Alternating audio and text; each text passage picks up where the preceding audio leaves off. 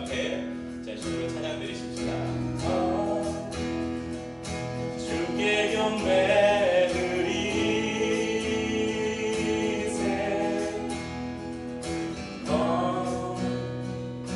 우리의 마음을 다해 우리 하나님 앞에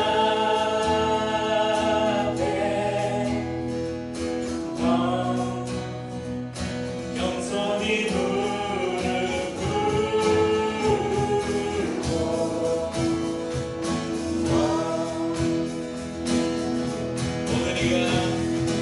모든 이가 주라 신하겠네. 주께 무릎 꿇을 텐네. 기쁨으로 선택하는 우리 앞에 주상 그 있네. 모든 이가 주라 신하겠네.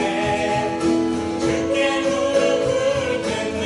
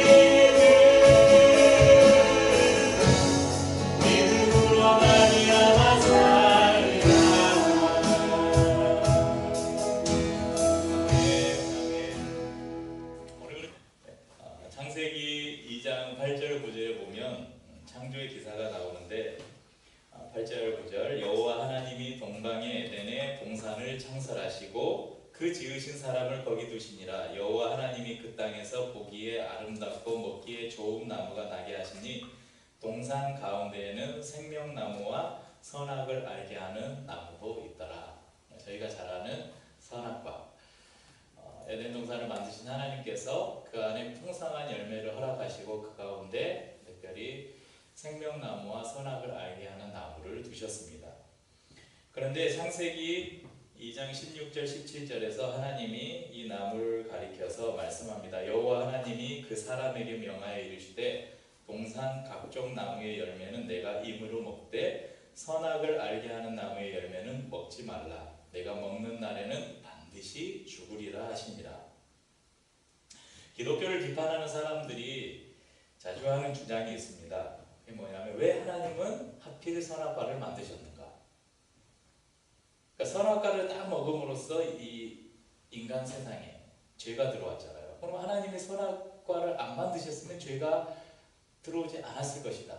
그러므로 죄도 하나님이 만든 것이다. 이런 주장을 하죠. 여러분은 이런 주장을 하는 사람들에게 무엇이라고 답하겠습니까? 이런 주장에 대해서 우리가 가진 신앙을 변증해 보자면 먼저는 하나님이 우리를 만드실 때 당신이 마음대로 조종할 수 있는 기계로 만들지 않으셨다는 것입니다. 우리에게 인간에게 인격과 자유의지를 주셨고 어떤 것을 선택할 수 있게 하셨다는 것입니다. 동산의 각종 나무의 열매는 임으로 먹어라. 너가 마음껏 먹어라. 이것은 우리에게 하나님께서 풍성한 자유를 주신 것입니다. 그런데 선악을 알게 하는 나무만은 절대 먹지 말아라. 이 말씀은 우리 안에 특별히 최소한의 안전장치, 인간으로 하여금 하나님과 단절되지 않고 하나님과 분리되지 않을 수 있는 가장 최소한의 안전장치를 두셨는데 그것이 바로 선악을 알게 하는 나무였다는 것입니다. 우리는 하나님께서 만들어 놓으신 이 울타리 안에서 풍성한 자유를 누리고 살 수 있는 존재로 창조되었습니다. 하지만 그 울타리를 뛰어넘어가는 순간 우리는 그 자유를 상실해버린 것이죠. 하나님으로부터 자유하겠다고 울타리를 박차고 나갔는데 그래서 그 울타리 밖으로 나가면 자유할 줄 알았는데 그 울타리 밖에 누가 기다리고 있었어요? 사단이 딱 기다리고 있었다는 거예요. 그래서 그 울타리를 벗어나는 사람마다 탁 목줄을 딱 재가지고 하나님께서 모든 것을 다 풍성하게 누리라고 하면서 딱 한 가지 선악과만 먹지 말아라. 근데 그것마저도 내가 자유하고 싶다고 울타리를 벗어났는데 거기에 사단이 탁 목을 꿰고 그때부터는 이제 나에게 어떤 자유가 아니라 사단이 그냥 조종하는 대로 끌려다니는 존재가 되었다는 것입니다. 그러면 죽느냐 사느냐 이것이 문제로다. 누가 이야기했죠? 햄릿, 섹스피어의 소설에 나오는 햄릿의 그 대사죠. 우리도 살아가면서 많은 순간에 이런 선택에 고민을 하게 됩니다. 과연 생명을 택할 것인가, 죽음을 택할 것인가? 이 에덴 동산 안에서 벌어졌던 일들은 그 이후에 이스라엘의 역사 안에서 고스란히 되풀이됩니다. 선악과를 먹고 범죄한 인간을 긍휼히 여겨서 하나님이 가죽옷을 지어 입히셨잖아요. 그럼에도 불구하고 수없이 반복해서 하나님을 등지고 돌아서는 이스라엘을 하나님은 또 구원하시고 구원하셨습니다. 하나님의 놀라운 구원을 경험하고도 조금 지나면 잊어버리고 하나님 돌아서고 원망하고 불평하고 배반하는 것이 이스라엘 민족이었습니다. 그리고 이런 이스라엘 역사의 딱 축소판이 어디였냐면 광야 40년이었어요. 광야 40년. 그 안에서도 이 종살이 하면서 못 살겠다고 하나님 우리를 구원해달라고 울부짖는 이 이스라엘 백성들의 부르짖음을 듣고 하나님이 그들을 구원해서 가나안 땅으로 이제 인도하시려는데 벌써 가데스 바네아부터 불평하고 불만하고 다시 돌아가자 이러니까 하나님이 한 달이면 갈 거리를 40년 동안 광야에서 빙빙 돌리시죠. 그런데 그 광야 40년에서 이런 사이클이 계속 반복되는 거예요. 하나님은 구원해 주시면 불평하고 원망하다가 또 죄짓다가 또 하나님 못 살겠습니다, 살려주십시오 그러면 또 다시 구원해 주시고 또 죄짓고 구원해 주시고, 이게 계속 반복되는 광야 생활 동안 있었다는 것입니다. 오늘 우리가 나누는 이 신명기 말씀은 최초에 하나님이 이스라엘 백성들에게 율법을 주신 것이 시내산에서 주셨죠. 시내산에서 율법을 받고 이제 그 이스라엘 백성들이 광야 40년을 이렇게 이제 지나잖아요. 그리고 이제 40년을 지낸 다음에 가나안으로 들어가기 전 이 모압 광야, 요단만 건너면 가나안으로 들어갈 수 있는데, 이 가나안을 앞에 두고 모압 이 광야에서 그동안 쭉 봐왔던 이스라엘 백성들을 모세가 생각해 보면서, 야, 이대로 이들이 가나안에 들어가면 안 되겠다 그러면서 다시 한번 신은 다시 거듭 다시 한번 시내산에서 주셨던 하나님의 이 계명들, 율법들을 다시 한번 이스라엘 백성들에게 강론하는 그 말씀이 바로 이 신명기입니다. 신명기 1장 8절에는 모세가 이렇게 이야기해요. 내가 너희의 조상 아브라함과 이삭과 야곱에게 맹세하여 그들과 그들의 후손에게 주리라 한 땅이 너희 앞에 있으니 들어가서 그 땅을 차지할지니라. 이제 너희가 요단만 건너면 가나안 땅을 만나게 될 것이다. 가서 그 땅을 차지해라. 그런데 문제는 이 가나안 땅이 단순히 약속의 땅, 축복의 땅만이 아니었다는 것입니다. 오늘 30장 15절은 뭐라고 말씀을 시작합니까? 15절에 보면 보라, 내가 오늘 생명과 복과 사망과 화를 내 앞에 두었나니. 그 땅은, 이스라엘 백성들이 들어갈 그 가나안 땅은 이스라엘 백성들에게 생명과 복을 줄 수도 있지만 반대로 사망과 화를 줄 수도 있는 땅이었습니다. 그리고 그 선택은 오롯이 각자의 몫이었습니다. 오늘 이스라엘의 이 반복되는 역사는 수천 년을 흘러서 현대를 살아가는 오늘 지금 우리 저와 여러분에게도 계속되고 있고, 오늘 가나안을 앞에 두고 이스라엘 백성들에게 선포했던 이 모세의 설교는 오늘 이 예배에서 함께 말씀을 나누는 저와 여러분들에게도 선포되고 있다는 것입니다.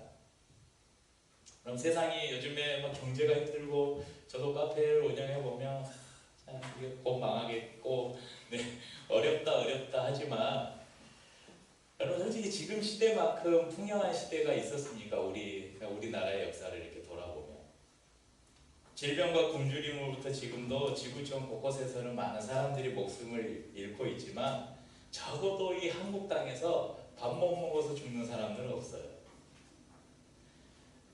경제가 어려워서 못 살겠다 하면서도 여러분 이 박천동 총구석만 해도 밤만 되면 여기 1층에 식당 있고 이 앞에 막 식당들 보면 사람들이 술 먹고 마시고 막 하는, 오늘도 휴일이잖아요. 여러분 밖에 나가서 시내나 이런 데 한번 고급 레스토랑이나 이런 데 가보세요. 예약 안 하면 밥을 먹을 수 없는 식당들이 얼마나 많습니까? 며칠간의 연휴만 있으면 공항에 가보면 해외로 나가는 사람들이 줄을 잇습니다. 이 시대만큼 풍요로운 시대가 우리 민족의 이전의 역사에 있었을까요? 40년 동안 광야에서 지낸 이스라엘 백성들에게 이 바로 이제 강을 건너면 만나게 될 가나안은 얼마나 부러운 대상이었을까요? 저 땅에는 그 가데스 바네에서 들었잖아요. 포도송이가 막 있다만 하고 거기에는 막 과일과 실과가 풍성하고, 마치 에덴 동산에서 선악과를 보면서 먹음직도 하고 보암직도 하고 지혜롭게 할 만큼 탐스럽기도 한 나무, 하와가 그걸 보면서 자기가 먹고 남편에게도 주었잖아요. 이스라엘 백성의 눈에도 가나안은 아마 그렇게 보였을 것입니다. 저곳이 얼마나 풍요로울까. 이 광야 40년 동안 우리가 이제 고생하고 했는데, 우리 그 가데스 바네에서 그 불평하고 불만했던 그 세대 사람들이 다 죽고, 그 이후의 세대들이 광야를 이렇게 이제 지나오면서 우리가 저 땅에만 들어가면 이제 풍요로운 삶이 기다리고 있을 거야. 그런데 모세가 말하는 거예요. 보라, 내가 오늘 생명과 복과 사망과 화를 네 앞에 두었다. 그러니까 모세의 눈에는 아마 그게 그려졌을 것 같아요. 40년 동안 이 모세가 봐왔던 이스라엘 백성들의 습성을 보면 분명히 가나안에 들어가면 이들이 어떤 선택을 할지 다 눈에 그려지는 거예요. 그래서 모세가 이스라엘 백성들에게 말하는 것입니다. 생명과 복을 선택할 것이냐, 사망과 화를 선택할 것이냐. 이것은 단지 복과 화, 이 복과 화라는 것은 잘 먹고 잘 사는 문제를 말하는 것이에요. 그런데 이 문제뿐만 아니라 생명과 사망, 죽고 사는 문제가 달려있다는 것입니다. 단지 이 땅에서 살아가는 인간의 몇십 년의 삶을 말하는 게 아니라 영원한 생명에 관한 문제를 말하고 있는 것입니다. 그리고 그 선택의 문제가 오늘 이 자리에 있는 저와 여러분에게도 주어져 있는 것입니다. 생명과 복의 선택이 어떤 것인가? 30장 16절에 보면 나옵니다. 16절에 보면 곧 내가 오늘 내게 명령하여 내 하나님 여호와를 사랑하고 그 모든 길로 행하며 그의 명령과 규례와 법도를 지키라 하는 것이라. 그리하면 내가 생존하며 번성할 것이요 또 내 하나님 여호와께서 내가 가서 차지할 땅에서 내게 복을 주실 것입니다. 이 생명과 복을 선택하는 삶은 첫째는 하나님을 사랑하라, 두 번째는 그분의 길로 행하라, 세 번째는 그분의 명령과 규례와 법도를 지키라. 그러면 어떤 복을 주시나 생존할 것이다. 단지 가나안을 정복하고 살아남는 것만이 아니라 영원한 생명을 얻을 것이라고 말씀합니다. 그리고 그 차지할 땅 가나안에서 복을 주시겠다, 즉 풍요한 삶을 주시겠다고 말씀합니다. 반면에 사망과 화를 선택하는 것은 어떤 것입니까? 우리 17절 18절 같이 한번 읽어봅시다. 그러나 내가 만일 마음을 돌이켜 듣지 아니하고 유혹을 받아 다른 신들에게 절하고 그를 섬기면 내가 오늘 너희에게 선언하노니 너희가 반드시 망할 것이라. 너희가 요단을 건너가서 차지할 땅에서 너희의 날이 길지 못할 것이니라. 사망과 화를 선택하는 삶은 첫째는 하나님으로부터 마음을 돌이키는 겁니다. 두 번째는 가나안의 수많은 유혹에 넘어가는 것입니다. 세 번째는 우상을 섬기는 것입니다. 그로 말미암아 어떤 결과가 주어집니까? 반드시 망한다고 선언합니다. 이것은 인간의 삶이 끝나는 것뿐만 아니라 영원한 사망을 선언하는 것입니다. 또한 가나안에서 날이 길지 못할 것입니다. 수많은 외세의 침입을 받고 나라가 망할 것이라고 이야기합니다. 이것은 지금 이스라엘과 이 하나님과의 계약이잖아요. 언약. 원래 계약을 맺을 때는 고대로부터 증인이 반드시 있어야 됐습니다. 보통 그 증인을 삼을 때 자신들이 섬기는 신들을 이제 증인으로 삼았어요. 그런데 이스라엘은 섬기는 신이 여호와밖에 없었죠. 그래서 오늘 말씀에 보면 19절에 보면 이렇게 내가 오늘 하늘과 땅을 불러 너희에게 증거를 삼는다. 그러니까 하늘과 땅이 증인이라는 거예요. 하나님께서 지금 이스라엘과 맺는 언약이 너희가 생명과 복을 선택하는 것, 사망과 화를 선택하는 것에 어떤 결과가 따를 것인지를 하나님께서 오늘 이스라엘 백성들과 계약을 맺고 있는 것입니다. 하나님께서 생명과 사망, 복과 저주를 우리 앞에 두었습니다.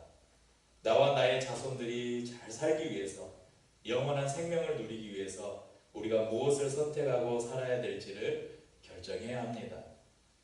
사랑하는 여러분, 무엇을 선택하시겠습니까? 오늘 말씀의 제목, 생명을 택하라. 생명을 택하는 것이 어떤 것인지를 20절에서 이제 조금 더 구체적으로 설명해 주고 있어요. 20절 같이 읽어봅시다. 내 하나님 여호와를 사랑하고 그의 말씀을 청종하며 또 그를 의지하라. 그는 내 생명이시요 내 장수이시니 여호와께서 내 조상 아브라함과 이삭과 야곱에게 주리라고 맹세하신 땅에 내가 거주하리라. 그럼 생명을 택하는 것을 이렇게 말씀합니다. 여호와를 사랑하십시오. 두 번째는 그의 말씀을 청종하십시오. 세 번째는 그를 의지하십시오. 여러분, 하나님을 사랑하십니까? 하나님을 사랑하세요? 얼마나 사랑하십니까? 이만큼. 여러분, 그 사랑하는 연인들 사이에 오빠 나 사랑해? 사랑하지. 진짜? 그래. 흔히 쓰는 말이죠. 말로만? 얼마 생일이었는데 생일 축하해요. 말로만 아직도 선물을 안 주는데 그러면 말로만 여러분 오늘 여러분에게 제가 여러분 하나님을 사랑하십니까? 물었잖아요.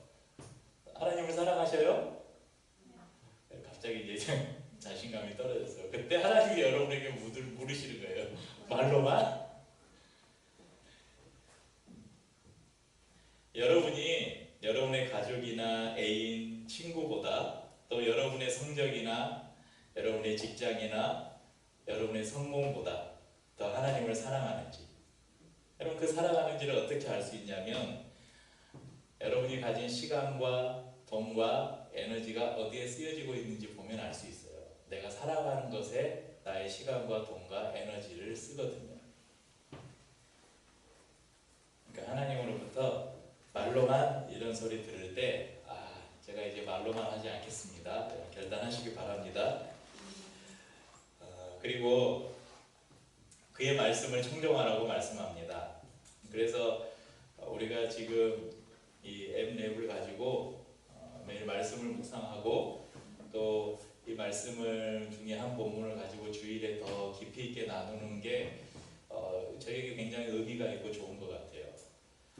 짧지만 그날 그날의 말씀 한 구절을 읽고 그에 따른 묵상을 읽는 것만으로도 우리의 삶에 굉장한 유익이 있을 것입니다. 그래서 이 묵상 잘 하십시오.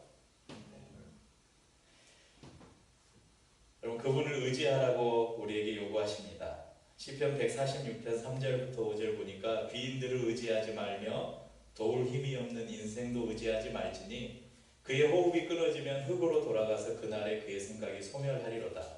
야곱의 하나님을 자기의 도움으로 삼으며 여호와 자기 하나님에게 자기의 소망을 두는 자는 복이 있도다. 아무리 똑똑한 사람이라도 아무리 신뢰할 만한 사람이라도 결국 죽으면 흙으로 돌아가고 그의 모든 지식과 생각이 다 소멸된다고 성경이 말합니다. 그렇기 때문에 우리가 의지해야 될 분이 하나님밖에 없다. 하나님은 영원하시고 그분은 모든 것을 아시고 모든 것을 하실 수 있는 전지전능하신 분이라고 우리에게 말씀해 주십니다. 지난 금요일에 카페쇼에 가서 몇 가지 물건을 사면서 여러분이 그토록 기대하시는 동포트를 하나 사왔어요. 그 코엑스가 꽤 넓은데 코엑스 A, B, C, D, O를 다 그 전시회를 하는데 몇 번을 왔다 갔다 했는지 몰라요. 저희 아내랑 같이 가서 먼저 보내고 그 후에도 동포트를 파는 데는 다 가서 다시 한번 보고 이 구입한 그 부스를 제가 한 4번 간 것 같아요. 4번을 가서 물어보고 다른 데를 갔다 또 가서 물어보고 직접 물을 내려보고 무지 고민을 했어요. 이걸 살까 말까. 그래서 결국 샀습니다. 왜 샀냐면 첫째 이유는 할인을 해주더라고요. 다른 데 사이트를 보니까 꽤 비싼 거예요. 그래서 다음에는 이 가격에 못 사겠다. 그래서 샀고, 또 하나는 계속 저는 이런 걸 만약에 안 사면 계속 마음에 남아있거든요. 그래서 막 동포트를 볼 때마다 뭐 사이트에서 이렇게 보일 때마다 사야지 막 이런 유혹을 받아요. 그래서 유혹을 받지 않으려면 사버려야 되겠다. 그래서 샀어요. 사가지고 와서 카페에 와서 사용을 해봤는데 후회를 했습니다.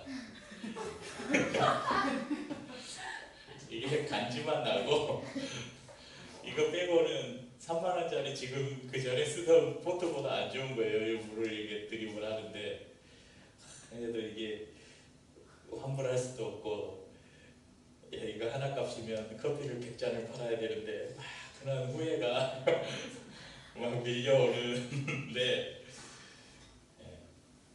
그래서 그런데 하필 이 말씀을 준비하는데 더 후회가 되는 거예요. 한 번 더 생각해 볼 걸. 그러면서 그 기독교 고전의 이 고전 책 제목이 하나 생각이 났어요. 이거 보신 적 있으시죠? WWJD. 뒤에 물음표도 하나 붙어 있는데 밑에 밑에 조그맣게 써져 있어요. What would Jesus do? 우리나라 말로 번역된 제목은 예수님이라면 어떻게 하실까? 오래된 기독교 버전인데 저도 아주 오래전에 읽어봐서 정확히 기억은 안 나는데 어느 한 교회에서 그 성도들에게 우리가 1년만 모든 일을 선택하고 결정하는 일에 5초만 예수님이라면 어떻게 하실까 질문을 하고 결정을 하자. 그런데 그러고 나서부터 모든 사람들의 삶이 변화되기 시작했다. 그런 책이에요. 이 제목이 생각나는 거예요. 다음에 저희가 책 나눔 기회가 있을 때 이 책을 한번 나눠야 되겠다. 그런 생각이 있습니다. 단 5초만이라도 예수님이라면 동포트를 사셨을까? 이 질문을 했다면 제가 안 샀을 것 같아요. 우리가 살아가는 삶에서 많은 경우 우리는 그런 질문조차 하지 않죠. 그리고 나의 이성과 경험만으로 문제를 판단하고 어떤 일을 선택하려고 합니다. 또 혼자서 이것을 결정하고 해결할 수 없을 때는 요즘에 많이 하는 거 있잖아요. 인터넷 검색. 네이버에다 물어보고 인터넷에 검색해서 다른 사람들은 어떻게 했는지 이런 걸 찾아봅니다. 또 책을 찾아보기도 하고요. 정말 그래도 안 될 때는 전문가를 찾아가기도 합니다.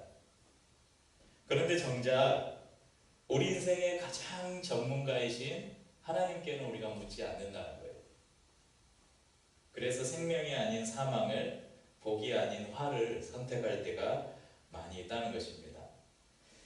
하지만 여러분, 그럴지라도 다시 하나님을 찾으십시오. 나의 실수를 인정하고 다시 하나님의 도우심을 구하십시오. 로마서 8장 28절에는 이렇게 말씀합니다. 우리가 알거니와 하나님을 사랑하는 자, 곧 그의 뜻대로 부르심을 입은 자들에게는 모든 것이 합력하여 선을 이루느니라. 그래서 주님께 기도했어요. 주님, 제가 동포트를 사는 실수를 했지만 하나님 긍휼히 여겨주셔서 역시 합력해서 선을 이룰 수 있도록 잘 사용해가지고 더 맛있는 커피를 내리게 해주십시오. 아니면 다음에 기회 되면 어디다 팔면